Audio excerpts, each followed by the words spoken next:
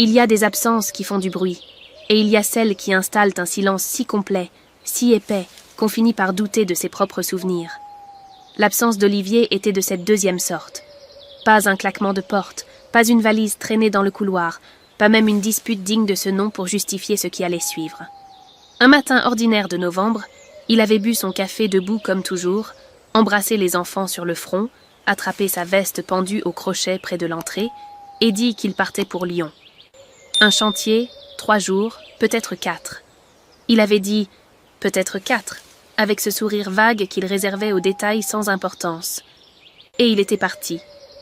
Claire avait 34 ans, elle enseignait en CP dans une école du quartier depuis 7 ans, et pendant 11 ans, elle avait cru qu'elle avait construit quelque chose de solide. Pas parfait. Elle n'était pas naïve à ce point, mais solide. Une maison avec un jardin étroit où Lucas, 8 ans, avait planté des radis qui n'avaient jamais poussé, et où Inès, 6 ans, passait ses samedis à dessiner des châteaux sur les dalles avec de la craie lavable. Une vie qui tenait debout. Une vie qu'elle pensait partager. Le premier soir, elle n'avait pas appelé. Olivier détestait qu'on l'appelle en déplacement. Il disait que ça le déconcentrait. Et Claire avait depuis longtemps intégré cette préférence comme une évidence, sans jamais vraiment s'interroger sur ce que cela disait de leur équilibre. Le deuxième soir, elle avait envoyé un message. 3 mots. « Tout va bien ?» Le message était resté avec ses 2 petites coches grises, lues ou non lues, impossible à savoir. Le 3e soir, elle avait appelé. Ça avait sonné dans le vide, puis basculé sur la messagerie, et la voix d'Olivier avait répondu avec ce ton professionnel qu'il prenait pour les inconnus. « Vous êtes bien sur le répondeur d'Olivier Ferrière. Laissez-moi un message. » Elle avait raccroché sans parler. C'est la nuit du 4e jour qu'elle avait compris. Pas grâce à un signe particulier, pas grâce à une révélation soudaine. Juste une certitude froide qui s'était posée au creux de l'estomac pendant qu'elle faisait la vaisselle, les mains dans l'eau tiède, les yeux fixés sur le carreau de faïence ébréché au-dessus de l'évier, qu'Olivier promettait de remplacer depuis 2 ans. Il n'avait pas eu d'accident. Il n'était pas à l'hôpital sans connaissance dans un couloir quelconque. Il était parti. Délibérément, silencieusement, sans laisser de notes, sans laisser d'explication, sans laisser quoi que ce soit d'autre que ce carreau ébréché et 2 enfants qui allaient lui demander, le lendemain matin au petit déjeuner, quand papa rentrait de Lyon. Elle avait séché ses mains sur le torchon accroché à la poignée du four, éteint la lumière de la cuisine et était allée vérifier que Lucas et Inès dormaient. Lucas avait rejeté sa couette, comme toujours, et dormait recroquevillé sur le côté, les poings fermés. Inès dormait sur le dos, les bras en croix, la bouche légèrement ouverte.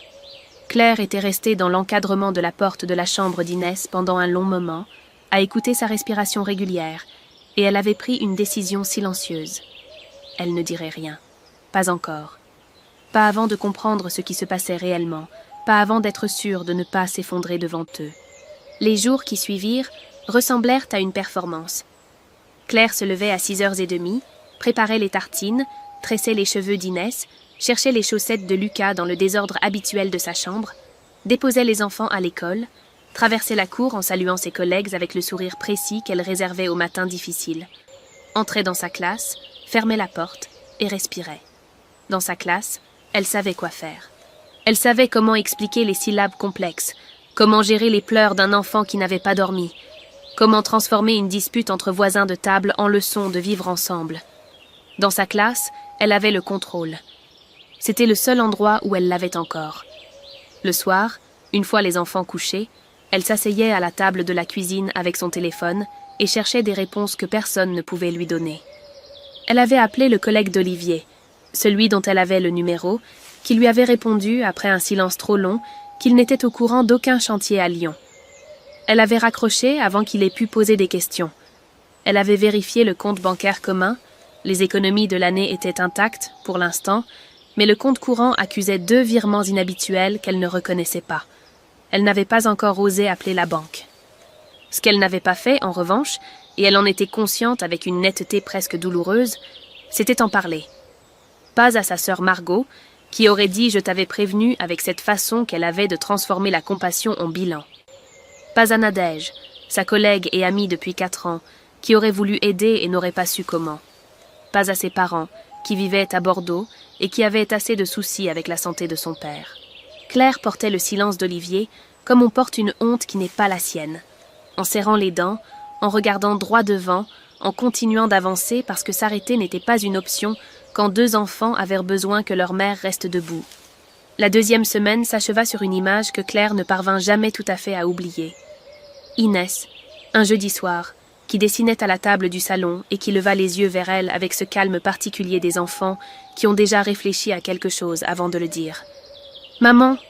dit-elle, le crayon toujours à la main. « Papa, il rentre bientôt ?» Claire sourit. Ce sourire-là, elle l'avait appris vite. Le sourire qui ne tremble pas, qui ne promet rien, qui ne ment pas vraiment non plus. « Bientôt !» dit-elle.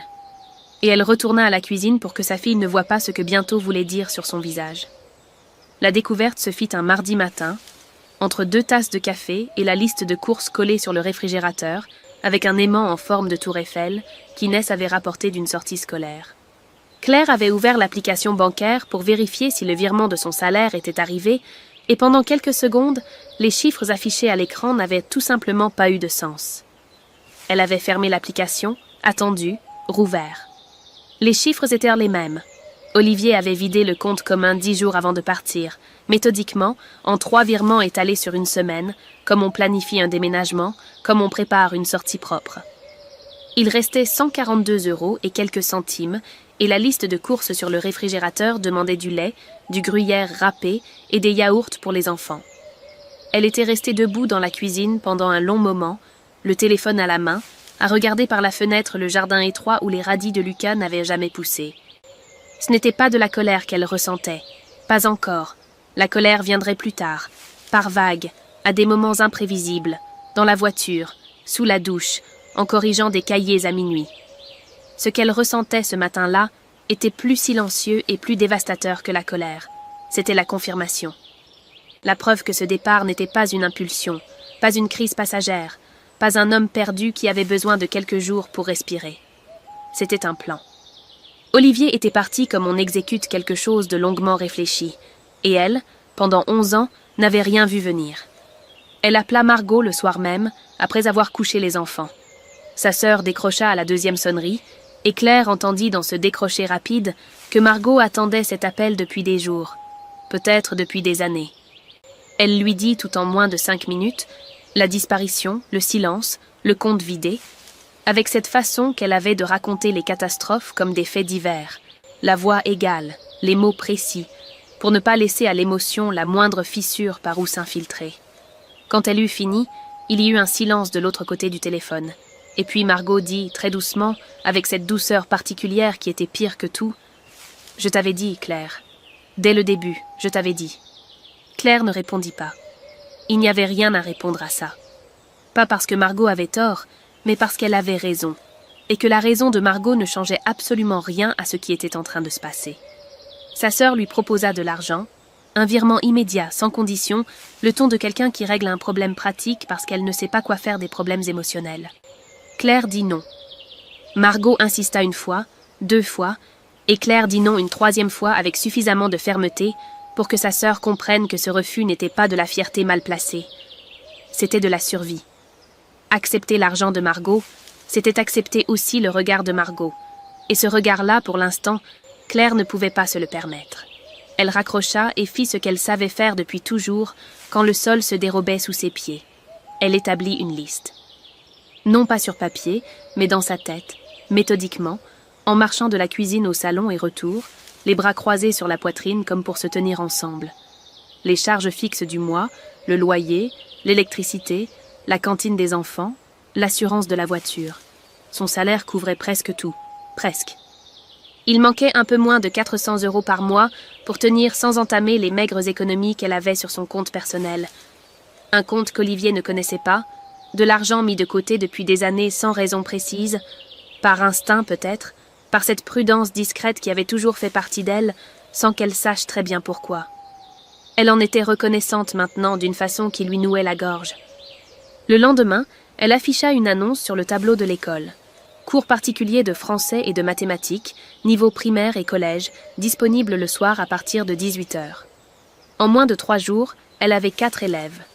En moins d'1 semaine, 6. Elle rentrait chez elle après les cours du soir avec les jambes lourdes et la tête vide de cette fatigue particulière qui n'est pas désagréable, celle qu'on gagne en faisant quelque chose d'utile. Et elle préparait les cartables du lendemain, vérifiait les devoirs de Lucas, posait un baiser sur le front d'Inès endormie, et s'asseyait enfin à la table de la cuisine avec un thé qu'elle laissait refroidir sans le boire. Ses collègues remarquèrent la fatigue, avant qu'elle n'ait pu l'effacer tout à fait.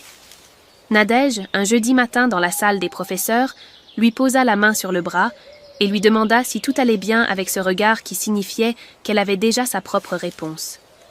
Claire sourit, ce sourire qu'elle perfectionnait depuis 3 semaines, celui qui ne tremble pas, qui ne promet rien, qui ne demande rien en retour, et dit que oui, tout allait bien, elle était juste un peu fatiguée, les enfants avaient eu un rhume. Nadège la regarda une seconde de trop, puis hocha la tête et parla d'autre chose. Claire lui en fut reconnaissante sans pouvoir l'expliquer. Le soir où elle pleura pour la première fois depuis la disparition d'Olivier, elle était dans sa voiture, garée devant l'école où elle venait de terminer ses cours particuliers, le moteur éteint, la rue déserte sous la pluie fine de décembre. Elle ne sut pas exactement ce qui avait déclenché les larmes.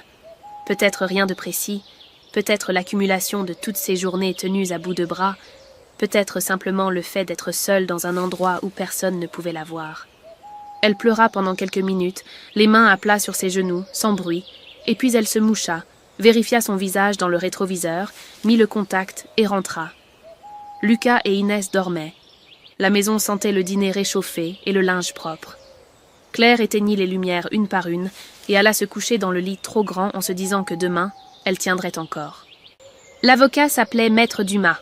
Il avait la soixantaine fatiguée et un bureau encombré de dossiers qui semblait ne jamais diminuer. Et il regarda Claire avec cette expression particulière que les professionnels développent après des années à annoncer des mauvaises nouvelles, ni pitié ni indifférence, quelque chose entre les deux, une neutralité bienveillante qui permettait de continuer à travailler sans porter le poids de chaque histoire. Il lui expliqua la procédure d'abandon de domicile, les délais, les recours possibles, et puis il ouvrit un second dossier et dit, sans hausser le ton, « Madame, il y a autre chose. » Les dettes s'élevaient à 23 000 €. 3 crédits à la consommation contractés, au nom d'Olivier seul, mais garantis par leur adresse commune. Ce qui compliquait les choses d'une façon que Maître Dumas expliqua avec des mots précis, que Claire entendit sans vraiment les saisir, parce qu'une partie d'elle était restée bloquée sur le chiffre, 23 000 €, qu'elle retournait dans sa tête comme quelque chose d'étranger, quelque chose qui n'avait aucun rapport avec la vie qu'elle croyait mener. Elle demanda, la voix parfaitement calme, « Depuis combien de temps ?» Maître Dumas consulta ses documents. « Le premier crédit date de 3 ans. » Claire hocha la tête lentement, comme si cette information confirmait quelque chose qu'elle avait toujours su sans jamais se permettre de le formuler, et elle dit « Très bien. Qu'est-ce qu'on fait ?» Margot appela le soir même.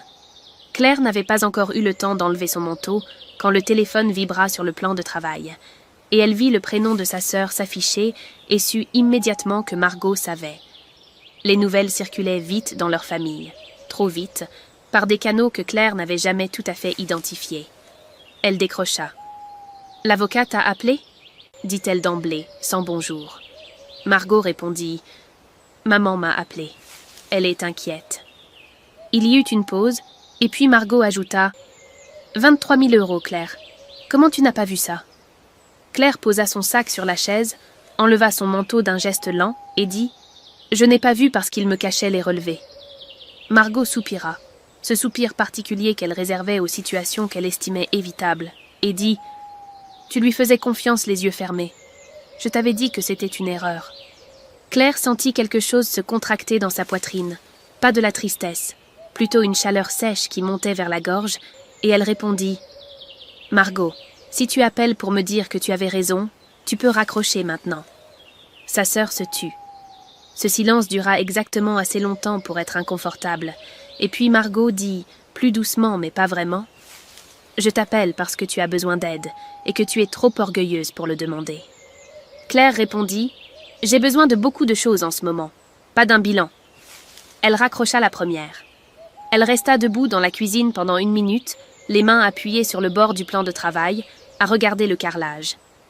Puis elle alla chercher Lucas et Inès chez la voisine qui les gardait les soirs de cours particuliers, prépara le dîner, fit les devoirs, coucha les enfants et revint s'asseoir à la table de la cuisine avec le flyer que Nadège lui avait glissé dans la main 3 jours plus tôt avec ce sourire discret qui n'appelait pas de commentaires. Groupe d'entraide pour parents isolés, tous les jeudis à 19h, salle communale du quartier, entrée libre. Elle y alla le jeudi suivant, en se disant qu'elle repartirait au bout de 20 minutes si ça ne lui convenait pas. La salle sentait le café trop infusé et les chaises en plastique, et il y avait 7 personnes assises en cercle irrégulier quand Claire entra, 6 femmes et un homme, tous dans cette tranche d'âge indéfinie où la vie a déjà eu le temps de compliquer les choses. L'animatrice, une femme ronde aux cheveux courts qui s'appelait Bénédicte, lui fit signe de s'asseoir sans interrompre celle qui parlait. Une femme aux mains nerveuses qui décrivait un différend avec son ex-mari concernant les vacances de scolaire avec une précision qui trahissait des mois de rumination. Claire s'assit, croisa les bras et écouta sans rien dire. L'homme dans le groupe s'appelait Thomas. Il avait peut-être 40 ans, peut-être un peu plus, avec ce genre de visage qui ne cherche pas à convaincre. Pas beau de façon évidente, mais stable, le genre de visage qu'on remarque parce qu'il ne fait pas d'effort. Il parla une seule fois pendant la séance, brièvement, pour répondre à une question de Bénédicte sur comment il gérait les matins avec sa fille depuis la séparation. Il dit « On a trouvé une routine. Ce n'est pas parfait, mais c'est à nous. » Il n'ajouta rien. Claire, sans savoir pourquoi, trouva cette réponse plus honnête que tout ce qu'elle avait entendu depuis des semaines. À la fin de la séance, alors que les gens se levaient et que Bénédicte rangeait ses affaires, Thomas s'approcha de Claire avec 2 gobelets de café et lui en tendit un sans demander si elle en voulait, comme si c'était une évidence. « Première fois ?» dit-il. Claire répondit « C'est si visible ?» Il eut un sourire bref. « On a tous la même tête la première fois. » Claire prit le gobelet, but une gorgée de café trop fort et dit « C'est utile ces réunions ?» Thomas réfléchit une seconde, honnêtement, sans chercher à vendre quoi que ce soit. « Ça dépend de ce que vous cherchez. Si vous cherchez des solutions, non. Si vous cherchez à ne plus vous sentir la seule, oui. » Claire rentra chez elle à 20h30, embrassa les enfants que la voisine avait couchés et s'assit dans le canapé dans le noir pendant quelques minutes sans allumer la télévision. Elle ne se sentait pas mieux. Mais elle se sentait, pour la première fois depuis des semaines, légèrement moins seule dans ce qu'elle portait, et cette différence-là, aussi petite qu'elle fût, comptait. L'idée du blog était venue de Nadège un mercredi matin, entre 2 récréations, avec cette désinvolture qu'elle avait pour proposer des choses importantes, comme si c'était des détails. « Tu expliques tellement bien aux parents comment gérer les enfants en crise ?» avait-elle dit en mordant dans sa pomme. « Tu devrais écrire quelque chose. Les gens cherchent ça. » Claire avait répondu que non, qu'elle n'avait pas le temps, que ça ne l'intéressait pas. Nadège avait haussé les épaules et changé de sujet. Mais le soir même, après avoir couché les enfants et corrigé une pile de cahiers, Claire avait ouvert son ordinateur et créé un blog en 20 minutes, sans trop réfléchir, comme on fait quelque chose avant que la raison ait le temps de l'interdire. Elle l'appela simplement « Les jours ordinaires ». Le premier article parlait de comment expliquer l'absence d'un parent à un enfant de 6 ans, sans mentir et sans tout dire. Elle écrivit pendant 1 heure sans s'arrêter, avec une fluidité qui la surprit elle-même, comme si ses mots attendaient depuis longtemps une sortie. Elle publia sans relire. Le lendemain matin, il y avait 43 commentaires. La plupart disaient la même chose avec des mots différents. C'est exactement ce que je vis. Elle ne sut pas quoi faire de ça au début. Ces femmes, et quelques hommes, qui écrivaient depuis leur cuisine, leur voiture, leur salle de bain, à des heures impossibles, pour dire qu'elles se reconnaissaient dans ce qu'elle avait écrit, cette chose-là était à la fois réconfortante et vertigineuse. Claire n'avait jamais pensé que sa douleur pouvait servir à quelque chose d'autre qu'à elle-même. Le jeudi suivant, elle retourna au groupe. Thomas était déjà là quand elle arriva, avec 2 gobelets de café, comme si c'était une habitude établie depuis longtemps alors qu'ils s'étaient parlé une seule fois. Ils s'assirent légèrement à l'écart pendant que Bénédicte ouvrait la séance, et à un moment Thomas lui demanda à voix basse comment elle allait vraiment. Pas la version polie, la vraie. Claire répondit qu'elle avait créé un blog et que des inconnus lui écrivaient pour lui dire qu'elle mettait des mots sur leur vie. Thomas dit « Et ça vous fait quoi ?» Claire réfléchit honnêtement. « Ça me fait peur. comme si je n'avais plus le droit de m'effondrer parce que des gens comptent sur ce que j'écris. Thomas la regarda. « Vous avez le droit de vous effondrer. Les deux ne s'excluent pas. » Claire ne répondit pas immédiatement, parce que cette phrase venait de toucher quelque chose qu'elle n'avait pas eu le temps de formuler. Et puis elle dit, plus sèchement qu'elle ne l'aurait voulu, « Vous ne me connaissez pas assez pour savoir ce dont j'ai le droit. » Thomas ne se vexa pas. Il dit simplement, « C'est vrai. » Et il but son café sans ajouter quoi que ce soit, ce qui était précisément la bonne réponse.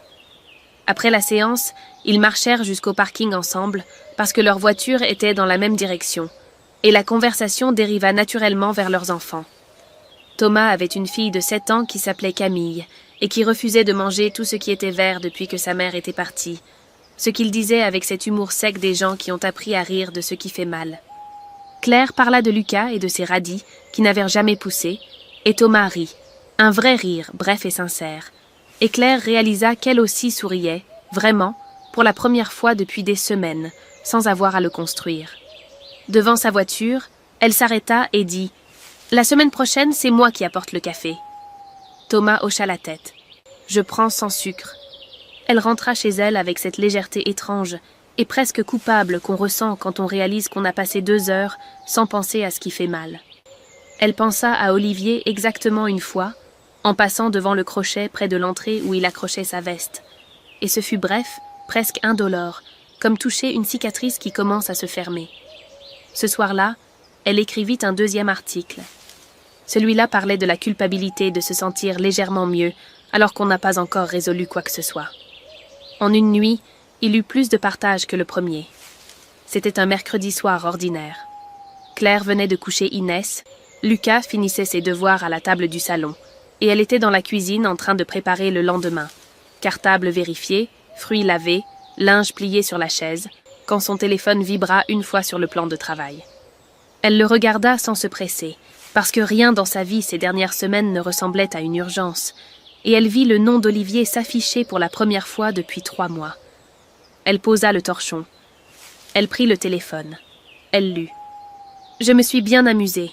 Maintenant, je suis prêt à redevenir ton mari. » Elle relut 1 fois, 2 fois, 3 fois.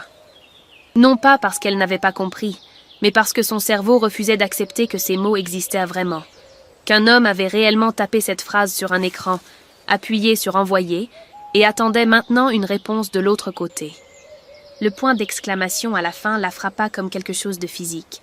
Cette légèreté, cette désinvolture absolue, comme s'il annonçait qu'il rentrait d'un week-end entre amis et non de 3 mois de silence délibéré pendant lesquels elle avait appris à survivre sans lui. Le téléphone sonna. Claire regarda l'écran. Sa mère. Elle décrocha parce qu'elle n'avait pas encore récupéré ses réflexes, parce que sa main avait répondu avant que sa tête ait pu intervenir. La voix de sa mère arriva chaleureuse et inquiète comme toujours, avec ce fond sonore familier de la télévision allumée en permanence dans le salon de Bordeaux. « Claire, chérie, j'ai parlé à Margot. Elle m'a dit pour les dettes. » Claire ne répondit pas. Sa mère continua. « Tu sais, les hommes font des erreurs. Olivier n'est pas un mauvais homme au fond. Il a peut-être eu une mauvaise passe, et si tu lui laissais une chance de s'expliquer... » Maman. Parce que pense aux enfants, Claire. Lucas et Inès ont besoin de leur père. Et le divorce, c'est tellement... Maman. Difficile pour tout le monde, et je suis sûre que si vous parliez vraiment tous les deux, tu verrais que... Il vient de m'envoyer un message. Silence. Il dit qu'il s'est bien amusé, et qu'il est prêt à redevenir mon mari. La voix de sa mère se fit plus petite. Qu'est-ce que tu veux dire? Il s'est bien amusé? Claire sentit quelque chose se déchirer proprement à l'intérieur. Pas de la tristesse, pas de la colère ordinaire. Quelque chose de plus vieux et de plus profond. L'épuisement de 11 ans de sourires maintenus, de besoins ravalés, de silence accepté. Elle dit, très calmement, avec une clarté qu'elle n'avait jamais eue. « Maman, il m'a abandonnée avec 2 enfants et 23 000 € de dettes. Il a vidé notre compte. Il a disparu 3 mois sans un mot. Et ce soir, il m'écrit comme si j'étais une option qu'il peut reprendre quand ça lui convient. » Sa voix ne tremblait pas. Ne me parle plus jamais de lui comme si c'était un homme qui mérite qu'on lui donne une chance. Claire, je comprends que tu sois blessée, mais... Non. Le mot sortit comme une porte qu'on ferme. Tu ne comprends pas. Et je t'aime, maman. Mais ce soir, je ne peux pas t'entendre défendre cet homme. C'est un lâche. Et si tu rappelles pour me dire autre chose, je décroche. » Elle raccrocha. Ses mains tremblaient légèrement. Lucas l'appela depuis le salon pour lui montrer un exercice de maths qu'il n'avait pas compris. Et elle alla l'aider avec cette capacité étrange qu'elle avait développée depuis 3 mois de fonctionner normalement en surface pendant que tout brûlait en dessous. Elle expliqua les fractions, embrassa son fils, éteignit la lumière du salon et attendit que la maison soit silencieuse. Alors seulement elle appela Thomas. Il décrocha à la première sonnerie.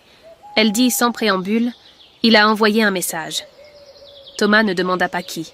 Il dit « Qu'est-ce qu'il dit ?» Elle lut le message à voix haute. Il y eut un silence bref de l'autre côté. Et puis Thomas dit avec une tranquillité absolue « C'est le message d'un homme qui n'a jamais vraiment regardé qui tu es. » Claire ferma les yeux. Cette phrase-là était exacte d'une façon qu'aucune colère n'aurait pu atteindre. Elle n'avait pas répondu au message d'Olivier. Pas ce soir-là, pas le lendemain. Elle appela Maître Dumas le jeudi matin pour lui dire que les choses s'accéléraient et qu'elle voulait que tout soit prêt. L'avocat dit que le dossier était solide et qu'il pouvait procéder. Claire dit « Alors on procède ». Elle posa le téléphone sur la table, regarda par la fenêtre le jardin étroit sous le ciel gris de décembre, et pour la première fois depuis 3 mois, elle sut exactement ce qu'elle allait faire.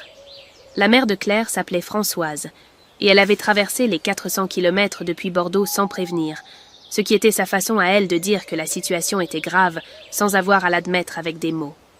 Claire la trouva assise sur le banc devant la porte de l'immeuble, un samedi matin. Un sac de voyage entre les pieds, et cette expression particulière qu'elle réservait au moment où elle avait décidé de sauver quelqu'un qui ne lui avait rien demandé. Claire s'arrêta sur le trottoir, les clés à la main, et dit « Maman ». Françoise se leva. Je ne pouvais pas rester à Bordeaux sans rien faire. Elles montèrent sans parler.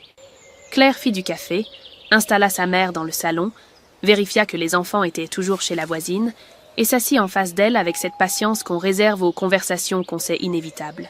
Françoise prit sa tasse, la tint à 2 mains comme pour se réchauffer malgré la douceur de la pièce, et dit « Il arrive demain. Olivier, il m'a appelé. » Claire posa sa tasse. « Il t'a appelé. Il voulait savoir si tu accepterais de lui parler. Je lui ai dit que je venais te voir. » Françoise leva les yeux vers sa fille avec cet amour maladroit qui avait toujours été sa façon d'être présente, entier, sincère et presque toujours mal placé. « Claire, je ne le défends pas. Je ne défends pas ce qu'il a fait. Mais il est le père de Lucas et d'Inès, et s'il y a une chance, même petite, que vous puissiez... » « Non. Tu n'as même pas écouté ce que j'allais dire. »« Si. » Claire prit une inspiration. « Tu allais dire que s'il y a une chance, même petite, que les enfants grandissent avec leurs 2 parents sous le même toit, ça vaut la peine d'essayer. Tu allais dire que le mariage c'est du travail, que personne n'est parfait, que j'ai peut-être ma part de responsabilité. » Elle regarda sa mère sans colère, juste avec cette fatigue lucide qui ressemble parfois à de la sagesse. « J'ai entendu cette phrase toute ma vie, maman. C'est la phrase qui fait tenir les femmes dans des situations qui les détruisent. Je ne vais pas la laisser me tenir, moi. » Françoise ouvrit la bouche, la referma. Ses yeux brillaient légèrement. « Je veux juste que tu sois heureuse. »« Je sais. » Claire tendit la main et prit celle de sa mère, geste rare entre elles, qui suffit à changer la température de la pièce. « Mais tu ne peux pas vouloir mon bonheur et vouloir qu'Olivier reste dans ma vie en même temps. Les 2 ne vont plus ensemble. » Françoise ne répondit pas. Elle regarda leurs mains jointes et hocha la tête très lentement, comme quelqu'un qui comprend quelque chose qu'il aurait préféré ne pas comprendre. Ce fut suffisant. Maître Dumas arriva à 14 heures avec l'huissier, comme convenu. Claire avait organisé ça 3 jours plus tôt, après l'appel au cabinet le jeudi matin, avec cette efficacité calme qu'elle avait développée depuis des semaines pour les choses qui comptaient vraiment. Françoise était encore là, assise dans le salon, quand les 2 hommes entrèrent. Elle regarda sa fille signer les documents l'un après l'autre, d'une écriture régulière, sans hésitation, sans un regard vers elle. Quand ce fut terminé et que les hommes furent repartis, Françoise dit très doucement « C'est définitif, alors ?» Claire répondit « Oui. » Sa mère hocha la tête une nouvelle fois, prit son sac et dit qu'elle allait rentrer à Bordeaux ce soir, qu'elle embrasse les enfants pour elle. Claire la raccompagna jusqu'à la porte et elles s'étreignirent longuement, sans parole, avec cette réconciliation silencieuse que les mères et les filles trouvent parfois au-delà des désaccords. Le soir, après avoir couché Lucas et Inès, Claire appela Margot. Elle lui demanda d'être là le lendemain matin, à 10 heures, sans lui expliquer pourquoi. Margot dit « Je serai là ». Pas de questions, pas de commentaires. Juste ces 3 mots qui valaient plus que tout ce que sa sœur aurait pu ajouter. Thomas appela à 21 heures.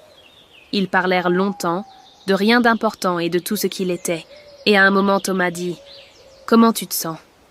Claire réfléchit vraiment à la question avant de répondre. Comme quelqu'un qui a pris une décision qu'il aurait dû prendre avant et qui n'arrive pas à regretter d'avoir attendu, parce que sans l'attente, il n'aurait peut-être pas su que c'était la bonne décision.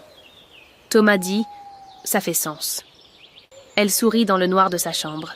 « Bonne nuit, Thomas. » Il dit « Bonne nuit, Claire. Dors. » Elle dormit. Vraiment, profondément, sans se réveiller une seule fois, pour la première fois depuis 3 mois.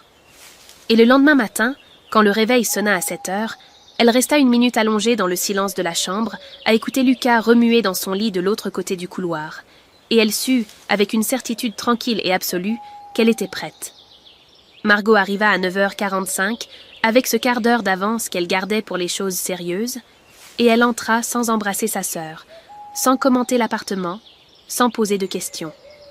Elle posa son manteau sur la chaise de l'entrée, prit l'enveloppe que Claire lui tendait, la glissa sous son bras et dit simplement « Je suis là ». Claire hocha la tête. C'était suffisant. L'huissier arriva à 10h moins 5. Un homme discret aux cheveux gris, costume sombre, mallette noire. Il avait cette neutralité professionnelle des gens habitués à être présents dans les moments que personne ne choisit.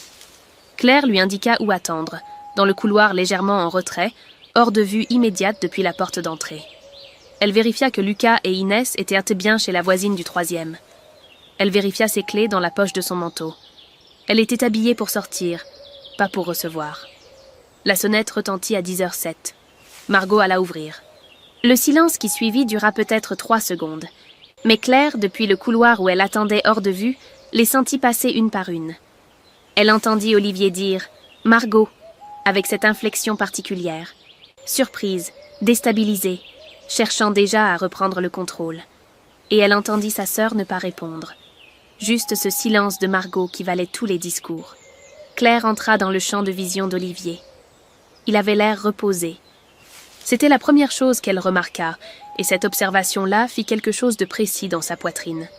Pas de la douleur, plutôt une confirmation définitive.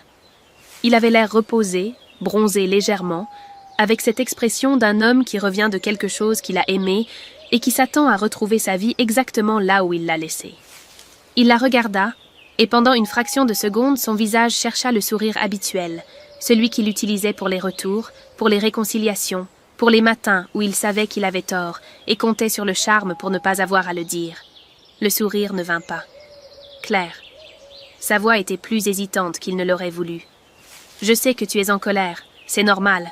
Mais si tu me laisses t'expliquer... » Olivier. Elle prononça son prénom avec une neutralité absolue, comme on prononce le nom d'un dossier qu'on s'apprête à classer. L'huissier est là. Il tourna la tête.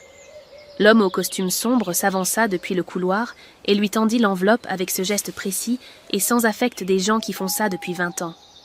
Olivier prit l'enveloppe sans la prendre vraiment, comme si ses mains avaient agi avant que son cerveau ait pu refuser. Il regarda ce qu'il tenait.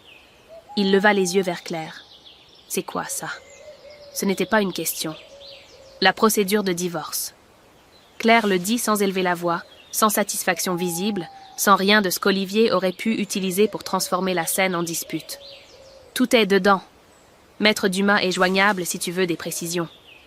Olivier posa l'enveloppe contre sa cuisse et dit, avec ce changement de registre qu'elle avait appris à reconnaître en 11 ans, la voix qui descendait d'un ton, qui devenait intime, qui cherchait à ramener la conversation dans un espace privé où les règles lui étaient favorables. « Claire, arrête. On n'est pas obligé d'en arriver là.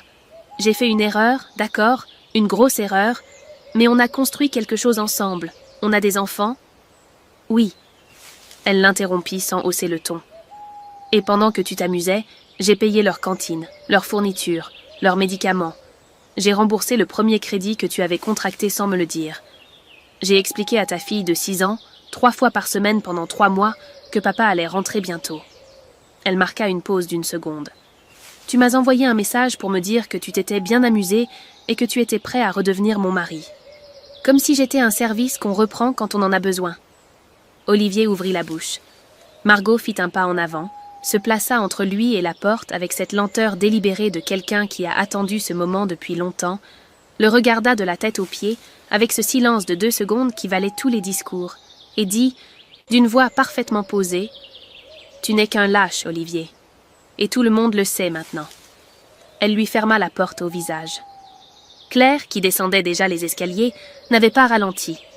Elle entendit le claquement de la porte au-dessus d'elle et n'eut pas besoin de se retourner pour savoir ce qui venait de se passer. Margot la rejoignit sur le palier du 2e, manteau sous le bras, et elles descendirent ensemble sans échanger un mot, parce qu'il n'y avait plus rien à dire qui n'avait pas déjà été dit. Dehors, l'air était froid et propre. Elles marchèrent jusqu'au coin de la rue, et là, Margot s'arrêta, prit sa sœur par l'épaule 1 seconde, geste rare, bref, qui ne ressemblait pas à Margot et qui était peut-être pour ça le plus sincère qu'elle lui avait jamais fait, et dit « C'est fini ». Claire hocha la tête. « Oui, c'est fini ». Elle mit ses mains dans ses poches et marcha. L'appartement qu'Olivier avait loué se trouvait au 4e étage d'un immeuble sans charme, du côté de la gare, avec une fenêtre qui donnait sur un parking et un radiateur qui faisait un bruit sourd la nuit. Il avait pris le bail 3 semaines avant de partir, détail que Claire apprendrait plus tard, par l'avocat, et qui confirmerait ce qu'elle savait déjà. Rien de tout ça n'avait été une impulsion. Il s'était assis dans cet appartement le soir de son retour, avec ses 2 valises au milieu du salon vide, l'enveloppe de l'huissier posée sur la malle qui lui servait de table basse, et il avait regardé les murs pendant un long moment, sans allumer la télévision. Il appela Margot le lendemain matin. Elle décrocha, l'écouta dire 2 phrases et raccrocha sans répondre. Il appela Françoise à Bordeaux, qui décrocha, l'écouta et dit d'une voix fatiguée « Olivier, je ne peux plus rien pour toi. » Elle raccrocha doucement, sans brutalité, ce qui était presque pire. Le soir même, sans savoir exactement pourquoi, il ouvrit une de ses valises, pas pour chercher quelque chose de précis, juste pour ranger, pour occuper ses mains dans le silence de l'appartement. Et au fond de la valise, glissé entre 2 chemises, il trouva un dessin plié en 4. Il le reconnut immédiatement avant même de le déplier complètement. Inès l'avait fait un dimanche matin de septembre, à la table de la cuisine, pendant qu'il lisait son journal et que Claire préparait le déjeuner. Un château avec des tours inégales, des fenêtres dessinées en croix, et dans le coin en bas à gauche, en lettres penchées qui n'avaient pas encore trouvé leur alignement. Pour papa. Il avait dit merci sans lever les yeux du journal. Il avait replié le dessin et l'avait mis dans sa poche en pensant à autre chose. Il resta debout au milieu de l'appartement vide, avec ce bout de papier entre les mains, et quelque chose se déplaça dans sa poitrine. Pas de la culpabilité encore. Quelque chose de plus ancien et de plus douloureux, comme une compréhension qui arrive trop tard pour servir à quoi que ce soit. Il pensa à Inès qui dormait les bras en croix, la bouche légèrement ouverte. Il pensa à Lucas et ses radis qui n'avaient jamais poussé, et à la façon dont son fils avait ri quand ils avaient retourné la terre ensemble un samedi matin, ce rire particulier des enfants heureux qui ne savent pas encore qu'ils sont heureux. Il pensa à Claire un soir de décembre, 3 ans plus tôt, qui s'était endormie sur le canapé avec un livre ouvert sur la poitrine, et à lui qu'il avait regardé dormir depuis l'encadrement de la porte sans entrer, sans la réveiller, sans comprendre que ce moment-là était exactement la vie qu'il avait choisie et qu'il était en train de la regarder de loin déjà, sans le savoir. Il plia le dessin soigneusement, le reposa sur la malle à côté de l'enveloppe de l'huissier et alla s'asseoir sur le bord du lit. Il attendit 4 jours avant d'appeler les enfants. 4 jours pendant lesquels il construisit dans sa tête la version de la conversation qui se passerait bien. Il appela un mercredi soir à 18h. Lucas décrocha. « Allô ? Lucas ? C'est papa. » Il y eut un silence. Pas le silence d'un enfant surpris, plutôt celui d'un enfant qui avait déjà réfléchi à ce moment avant qu'il arrive. Lucas dit « Je sais ». Olivier attendit la suite. Et puis son fils dit, avec cette simplicité absolue que les enfants de 8 ans ont pour les vérités que les adultes passent des années à formuler. « T'aurais pas dû partir comme ça, papa. Maman, elle a pleuré dans la voiture. Elle croyait qu'on dormait, mais je dormais pas. » Olivier ne répondit rien. Je te repasse, maman, dit Lucas. Non, attends. Mais Lucas avait déjà posé le téléphone sur la table, et Olivier entendit le bruit de la cuisine, les voix des enfants, la vie ordinaire de cet appartement qui continuait sans lui, et il resta là avec le téléphone à l'oreille pendant quelques secondes avant de raccrocher lui-même. Il alla à la fenêtre, regarda le parking en bas sans le voir vraiment, et comprit, avec une netteté tardive et inutile, que les dégâts qu'il avait faits n'avaient mis pas de formulaire de réclamation. De son côté, Claire ne sut pas ce que Lucas avait dit à son père. Son fils lui rendit le téléphone ce soir-là, en disant juste « C'était papa », avec ce haussement d'épaule des enfants qui ont classé quelque chose, et elle ne posa pas de questions. Thomas arriva à 20h, avec 2 barquettes de nourriture et une bouteille de vin qu'il posa sur la table sans cérémonie. Ils mangèrent dans le salon, assiettes sur les genoux, sans mettre la télévision, et parlèrent de choses ordinaires avec cette facilité tranquille des gens qui n'ont plus besoin de se montrer sous leur meilleur jour. À un moment, Thomas dit « Comment tu vas vraiment ?» Claire réfléchit avant de répondre. « Je vais. C'est différent de bien, mais c'est réel. » Thomas hocha la tête. Il comprenait cette distinction-là. Quand il partit, Claire ferma la porte et resta 1 minute dans l'entrée dans le silence de l'appartement endormi. Elle pensa à tout ce qui s'était passé sans que ça fasse mal de la façon dont ça faisait mal avant, comme on pense à une tempête depuis l'intérieur d'une maison qui tient. Elle éteignit les lumières et alla se coucher. Dans l'appartement près de la gare, le dessin d'Inès était toujours sur la malle. Olivier ne dormit pas cette nuit-là. 6 mois plus tard, Claire se leva à 6h30 comme toujours, prépara les tartines comme toujours, tresse les cheveux d'Inès comme toujours, et remarqua, pour la première fois, que ce toujours-là n'était plus une contrainte. C'était une vie. La sienne, entièrement, sans partage et sans excuse. Le divorce avait été prononcé un mardi matin ordinaire, dans une salle d'audience au plafond trop haut et aux chaises inconfortables, avec maître Dumas à sa gauche et un juge qui avait lu les attendus d'une voix monocorde sans lever les yeux de ses documents. Claire avait écouté chaque mot avec cette attention particulière qu'on réserve aux choses qu'on sait importantes et qu'on veut graver quelque part de précis. Quand le juge avait prononcé la dissolution du mariage, elle n'avait pas pleuré. Elle avait juste respiré, lentement, complètement, comme quelqu'un qui sort d'un espace trop étroit et découvre que l'air existe en quantité illimitée. L'article qu'elle avait publié 3 semaines plus tôt s'appelait simplement « Ce qu'on ne dit pas ». Elle y racontait tout.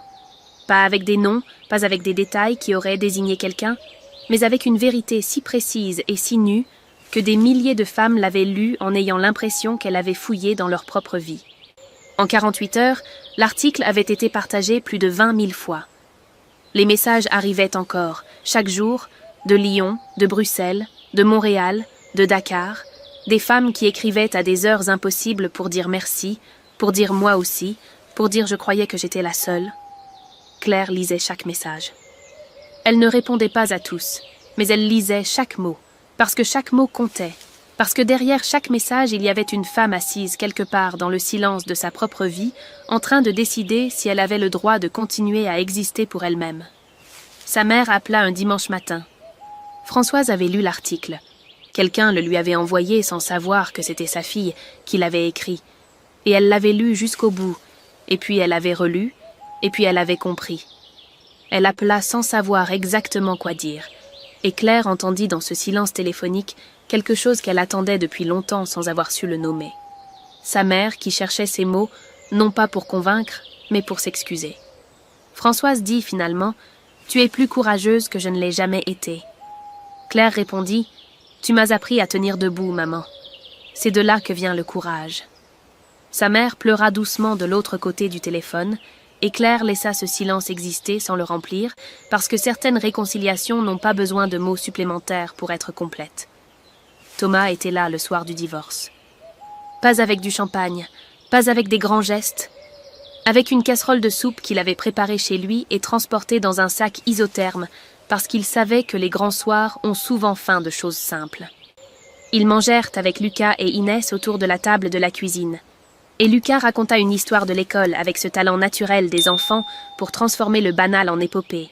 Et Inès rit aux éclats en renversant légèrement son verre. Et Thomas essuya la table sans qu'on lui demande. Et Claire les regarda tous les 3 dans la lumière jaune de la cuisine et sentit quelque chose se poser en elle. Pas de la joie explosive, quelque chose de plus rare et de plus durable, cette paix tranquille, qu'on ne reconnaît que lorsqu'on a longtemps vécu sans elle. Elle ne savait pas encore ce que Thomas et elle deviendraient.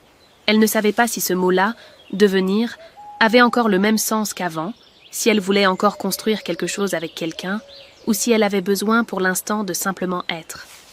Et cette incertitude-là, qui 6 mois plus tôt l'aurait terrifiée, ne lui faisait plus peur. Elle avait appris que ne pas savoir n'était pas un échec.